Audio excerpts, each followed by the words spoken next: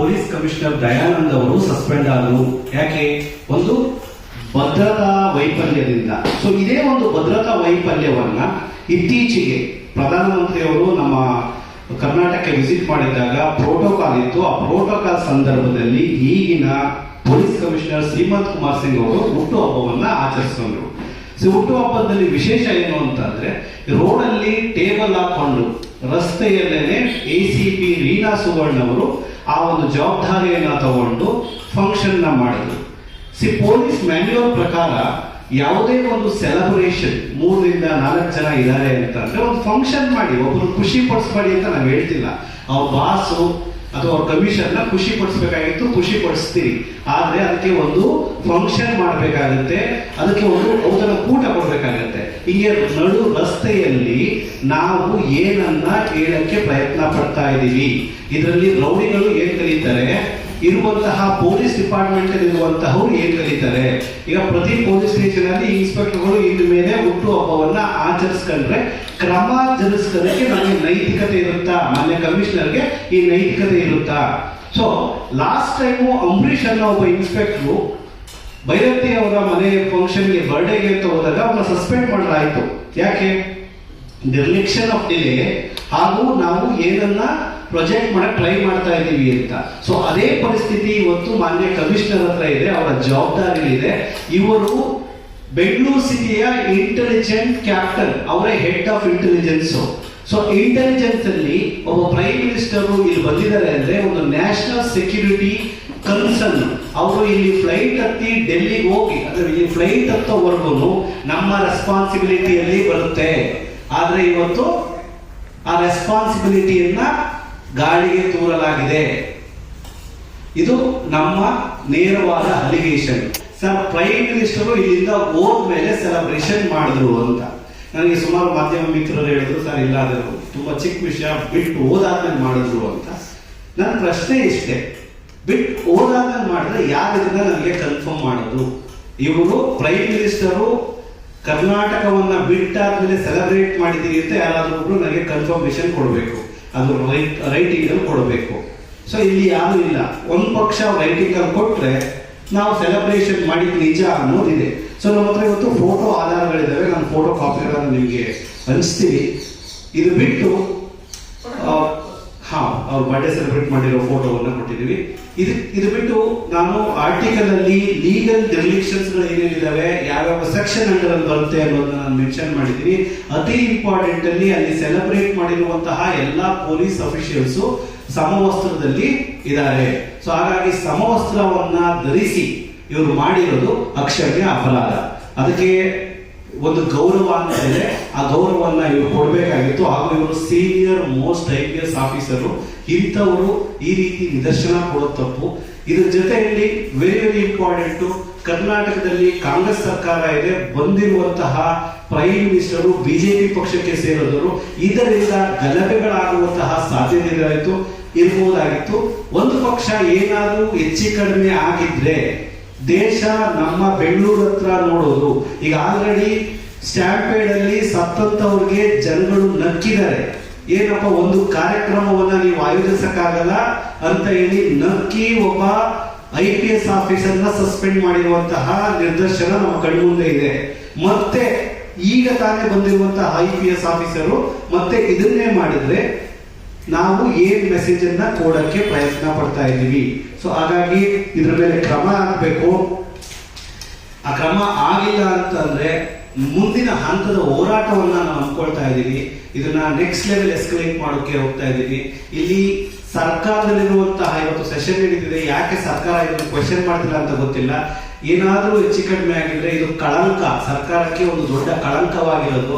Life time, example Rajiv Gandhi assassination ಏನಾಯ್ತು, ಅದು for ever life time ಅಲ್ಲಿ ತಮಿಳುನಾಡಲ್ಲಿ ಆಯ್ತಪ್ಪ ಅನ್ನೋ ಒಂದು ತಲೆಯಲ್ಲಿ ಬಂದಿದೆ. ಅಂತಹ ಒಂದು ಪರಿಸ್ಥಿತಿಯನ್ನ ನಮ್ಮ ಕರ್ನಾಟಕ ರಾಜ್ಯ ಅನುಭವಿಸಬಾರದು. ಹಾಗೂ ಡಿರ್ಲಿಕ್ಷನ್ ಎಲ್ಲಾದ್ರೂ ಯಾರಾದ್ರೂ ಒಬ್ರು ವಾಯ್ಸ್ ಮಾಡಬೇಕು, ಅದನ್ನ ಪ್ರಶ್ನೆ ಮಾಡಬೇಕು ಅಂತ ಹೇಳಿ ನಾನು ಇವತ್ತು ಪ್ರೆಸ್ ಮೀಟ್ ಅನ್ನ ಕರೆದಿರೋದು. ಸೊ ಹಾಗಾಗಿ ನಿಮ್ಗೆ ಏನಾದ್ರೂ ಪ್ರಶ್ನೆಗಳಿದ್ರೆ ನಾವು ಅದಕ್ಕೆ. ಹೌದು, ವೈಟ್ ಫೀಲ್ಡ್. ಹೌದು, ಅಲ್ಲಿ ಅಂದ್ರೆ ಬಂದು ಹೋಗುವಾಗ ತಮ್ಮ ಬರ್ತಿಂದ ಬಂದು ಹೋದ್ರ ಹೋಗಿಲ್ವಾ ನನಗೆ ಗೊತ್ತಿಲ್ಲ. ಬಟ್ ಪ್ರೋಟೋಕಾಲ್ದು ಟ್ಯಾಗು ಕಮಿಷನರ್ ಕತ್ತಲಿದೆ, ಪ್ರೋಟೋಕಾಲ್ ಟ್ಯಾಗು ಪ್ರತಿಯೊಬ್ಬ ಅಧಿಕಾರಿಗಳ ಕತ್ತಲಿದೆ. ಸೊ ಹಾಗಾಗಿ ನಾನ್ ಕನ್ಸಿಡರ್ ಮಾಡೋದು ಪ್ರೋಟೋಕಾಲ್ ಸಮಯದಲ್ಲಿ ಸೆಲೆಬ್ರೇಷನ್ ಮಾಡವ್ರೆ ಅಂತ. ಇಲ್ಲ ಅಂತ ಅಂದ್ರೆ ಅವರು ನನಗೆ ರೈಟಿಂಗ್ ಅಲ್ಲಿ ಕೊಡ್ಬೇಕಾಗುತ್ತೆ. ಇಲ್ಲ ಸರ್, ಪ್ರೈಮ್ ಮಿನಿಸ್ಟರ್ ಹೋದಾದ್ಮೇಲೆ ನಾವು ಮಾಡಿದವರು. ಯಾವುದು ಡಿರ್ಲಿಕ್ಷನ್ ಆಫ್ ಡ್ಯೂಟಿ. ನೀವು ಸಮವಸ್ತ್ರ ಧರಿಸಿಕೊಂಡು ಬೀದಿಯಲ್ಲಿ ನಿಂತು ಟೇಬಲ್ ಹಾಕಿ ಕೇಕ್ ಕಟ್ ಮಾಡಿರೋದು, ಫ್ಲವರ್ ಬೊಕೆಗಳನ್ನ ರಿಸೀವ್ ಮಾಡ್ಕೊಂಡಿರೋದ್ರ ಬಗ್ಗೆ ಅಷ್ಟೇ ನನ್ನ ಪ್ರಶ್ನೆ. ಅದು ಪ್ರೀ ಆರ್ ಪೋಸ್ಟ್ ಮ್ಯಾಟರ್ ಆಗಲ್ಲ. ಅದು ಪೋಸ್ಟ್ ಇಲ್ಲ, ಒಂದು ನಿಮಿಷ, ಪೋಸ್ಟ್ ಆಗಿದ್ರು ಸಮಸ್ಯೆನೆ, ಪ್ರೀ ಆಗಿದ್ರು ಸಮಸ್ಯೆನೆ. ಆದ್ರೆ ನೀವು ಇವಾಗ ಉಲ್ಲೇಖ ಮಾಡಿದ್ದೀರಿ ಅಂದ್ರೆ ಪ್ರೈಮ್ ಮಿನಿಸ್ಟರ್ ಬಂದಂತ ಸಮಯದಲ್ಲಿ ಸುರಕ್ಷತೆಗೆ ಆದ್ಯತೆ ಕೊಡಬೇಕು. ಪೊಲೀಸ್ ಅಧಿಕಾರಿ ಅವರ ಅವರು ಇದು ಮಾಡ್ಕೊಂಡಿದ್ದಾರೆ. ಪ್ಲೀಸ್ ಕನ್ಫರ್ಮ್ ಮಾಡಿ ಅಂತ ಪ್ಲೀಸ್ ಯೂನಿಫಾರ್ಮ್ ಹಾಕಿದ್ರು ಅಥವಾ ಸಮವಸ್ತ್ರ ಇಲ್ಲ ಅದನ್ನ ಫೋಟೋಸ್ ನಾನೇ ಕೊಡ್ತೀನಿ. ಇಲ್ಲ, ಇದು ಯಾಕೆ ಆ ಪಾಯಿಂಟ್ ಯಾಕೆ ಹೇಳಿದೆ ಅಂದ್ರೆ ಕೆಲವು ಬಂಡವಾದಗಳನ್ನ ಕೇಳ್ಪಟ್ಟೆ ಕಳೆದ 3 ದಿನದಿಂದ. ಇಲ್ಲ ಅದು ಪೋಸ್ಟ್ ಆಯ್ತು ಫ್ರೀ ಆಯ್ತು ಅಂತ ನಾನು ಕೇಳ್ತಿದ್ದು. ಪೋಸ್ಟ್ ಆಗ್ಲಿ ಫ್ರೀ ಆಗ್ಲಿ ಆಯ್ತು, ಕನ್ಫರ್ಮೇಶನ್ ಕೊಟ್ರೆ ಇಟ್ ಇಸ್ ವೆರಿ ಕ್ಲಿಯರ್ ಮಾಡಿದ್ದೀರಿ ಅಂತ. ಸೊ ಮಾಡಿದ್ದೀರಿ ಅನ್ನೋದು ನಮಗೆ ಎವಿಡೆಂಟ್ ಆಗಿ ಗೊತ್ತಿದೆ, ನಮ್ಮ ಹತ್ರ ಎವಿಡೆನ್ಸ್ ಇದೆ. DG, IG, special protection guard, SPG ಕೊಟ್ಟಿದ್ದೀನಿ, ಪ್ರೈಮ್ ಮಿನಿಸ್ಟರ್ಗೆ ಕಂಪ್ಲೇಂಟ್ ಹಾಕಿದ್ದೀನಿ. ಸೊ ಪ್ರತಿಯೊಬ್ಬರಿಗೂ ನಾವು ಹೋಮ್ ಮಿನಿಸ್ಟರ್ಗೆ ಹಾಕಿದೀವಿ, ಸೆಂಟ್ರಲ್ ಹೋಮ್ ಮಿನಿಸ್ಟರ್ ಹಾಕಿದೀವಿ, ಪ್ರೋಟೋಕಾಲ್ಗೆ ಹಾಕಿದೀವಿ. ಸೊ ಹಾಗಾಗಿ ವಿತೌಟ್ ಎವಿಡೆನ್ಸ್ ನಾನು ಇಷ್ಟು ಕಂಪ್ಲೇಂಟ್ ಬರೀತಿರ್ಲಿಲ್ಲ. ಫೋಟೋ ಆಯ್ತು. ಆ ಫೋಟೋನ ಎಷ್ಟು ಸಮಯದಲ್ಲಿ ತಗೊಂಡಿದ್ದಾರೆ ಅಂತ ನಿಮ್ಗೆ ಹೇಳಿದ್ದಾರೆ? ಸರ್ಕಾರ ಕೇಳಿದ್ದೀರಾ? ಸರ್ಕಾರ ಕಂಪ್ಲೇಂಟ್ ಕೊಟ್ಟಿದ್ದೀರಾ? ಸರ್, ಎಷ್ಟು ಸಮಯ ಅನ್ನೋದು ಬೇಕಾಗದೆ ಸಮಯನೂ ಬೇಡ. ನೀವು ಮಾನವ ಹಕ್ಕುಗಳ ಹೋರಾಟಗಾರರು. ಒಂದು ಉಲ್ಲಂಘನೆ ಆದಾಗ ನೀವು ಲಿಖಿತ ರೂಪದಲ್ಲಿ ಒಂದು ದೂರು ಕೊಡಬೇಕಾಗಿದ್ದು ನಿಮ್ಮ ಮೊದಲನೇ ಕರ್ತವ್ಯ. ಕೊಟ್ಟಿದ್ದೀವಿ. ಅದಕ್ಕೆ ನಾನು ಯಾವುದು ಆನ್ಲೈನ್ ಮಾತಾಡೋದು ಕೊಟ್ಟಿದ್ದೀವಿ. ಸೆಕ್ಷನ್ ಆಫ್ ಡ್ಯೂಟಿ ಇದನ್ನ ಸಸ್ಪೆಂಡ್ ಮಾಡಬಹುದು, ಡಿಪಾರ್ಟ್ಮೆಂಟಲ್ ಎನ್ಕ್ವೈರಿ ಮಾಡಬಹುದು, ಕ್ರಿಮಿನಲ್ ಅಫೆನ್ಸ್ ಮಾಡಬಹುದು, FIR ಮಾಡಬಹುದು. ಸೆಕ್ಷನ್ 188, ಸೆಕ್ಷನ್ 269, ಸೆಕ್ಷನ್ 341, ಸೆಕ್ಷನ್ 166 ಇದನ್ನ ಮೆನ್ಷನ್ ಮಾಡಿ ಸೀನಿಯರ್ ಅಡ್ವೊಕೇಟ್ ಡ್ರಾಫ್ಟ್ ಮಾಡಿ ಕೊಟ್ಟಿರುವಂತಹ ಲೆಟರ್ ಇದು. ಸರ್, ನೀವು ಕಂಪ್ಲೇಂಟ್ ಕೊಟ್ಟಿದ್ದೀರಾ? Yes sir. ಇದೆಲ್ಲ ಗ್ರೌಂಡ್ಸ್ ಇಟ್ಕೊಂಡು ಕಂಪ್ಲೇಂಟ್ ಕೊಟ್ಟಿದ್ದೀರಾ? Yes sir. ಏನಿದೆ ಅವರ ಪ್ರತಿಕ್ರಿಯೆ? ಏನಿದೆ ನಿಮ್ಮ ಉತ್ತರ ಏನಿದೆ? ಸರ್, ಇವತ್ತು ಕರ್ನಾಟಕ ಅಲ್ಲ ದೇಶಾದ್ಯಂತ ಯಾವುದೇ ಕಂಪ್ಲೇಂಟ್ಗೆ ಇಮ್ಮಿಡಿಯೇಟ್ ಆಗಿ 24 hours ಅಲ್ಲಿ ರೆಸ್ಪಾಂಡ್ ಮಾಡಿರೋ ಇತಿಹಾಸನೇ ಇಲ್ಲ. ಸೊ ಹಾಗಾಗಿ ಕಂಪ್ಲೇಂಟ್ ರೂಮ್ ಅಲ್ಲೇ ಅಲ್ಲಿ ಇರುತ್ತೆ. ಅದೆಷ್ಟು ದಿನ ಗೆದ್ದು ಹಿಡಿತೋ ಹಿಡೀಲಿ, ಬಟ್ ನಮ್ಮ ಹೋರಾಟದ ಹಾದಿ ತುಂಬಾ ಉಗ್ರವಾಗಿರುತ್ತೆ. ಇದನ್ನ ನಾನು ಇವತ್ತು ಸ್ಟೇಟ್ ಅಲ್ಲಿ ಇದ್ದೀನಿ, ನ್ಯಾಷನಲ್ ಲೆವೆಲ್ಗೂ ತಗೊಂಡು ಹೋಗುವಂತಹ ಎಲ್ಲ ಸಾಧ್ಯತೆ ಇದೆ ಸರ್. ಎಸ್, ಪ್ರೈಮ್ ಮಿನಿಸ್ಟರ್ ಬಂದಿದ್ರು, ಕರೆಕ್ಟ್, ಕಾರ್ಯಕ್ರಮ ಎಲ್ಲ ಆಯ್ತು. ನನಗೆ ಗೊತ್ತ ಮಾಹಿತಿ ಪ್ರಕಾರ ಪ್ರೈಮ್ ಮಿನಿಸ್ಟರ್ ಬಂದು ಹೋಗಿ ಒಂದು ಅರ್ಧ ಗಂಟೆ ನಂತರ ಆ ಕಮಿಷನರ್ ಅಲ್ಲಿ ಇದ್ದಾಗ ಆ ಸ್ಥಳೀಯ ಪೊಲೀಸ್ ಅಧಿಕಾರಿಗಳು ಗೌರವವಾಗಿ ಅವ್ರು ಬರ್ತಾರೆ ಅಂತ ಹೇಳಿ ಕ್ಯಾಶುವಲ್ ಆಗಿ ಅವ್ರನ್ನ ಬುಕ್ಕೆ ಕೊಟ್ಟು ಕೇಕ್ ಕಟ್ ಮಾಡಿದ್ದಾರೆ ಅಂತ ಹೇಳಿ ನಮ್ಗೆ ಮಾಹಿತಿ. ಅದು ಮಾಹಿತಿ ಅಷ್ಟಾಗಿದೆ. ಅದು ಇಷ್ಟು ದೊಡ್ಡದಾಗಿ ಫಸ್ಟ್ ಲೈನ್ ನಾನು ಪ್ರೆಸ್ ಮೀಟ್ ಸ್ಟಾರ್ಟ್ ಮಾಡಿದಾಗ ಹೇಳಿದ್ದು, ಬರ್ಡೇ ಮಾಡೋದು, ನೀವು ಖುಷಿಯಾಗಿರೋದು ಅಥವಾ ನಾನಿನ್ನೊಬ್ಬ ನಮ್ಮ ಬಾಸನ್ನ ಖುಷಿ ಮಾಡೋದು ತಪ್ಪಿಲ್ಲ.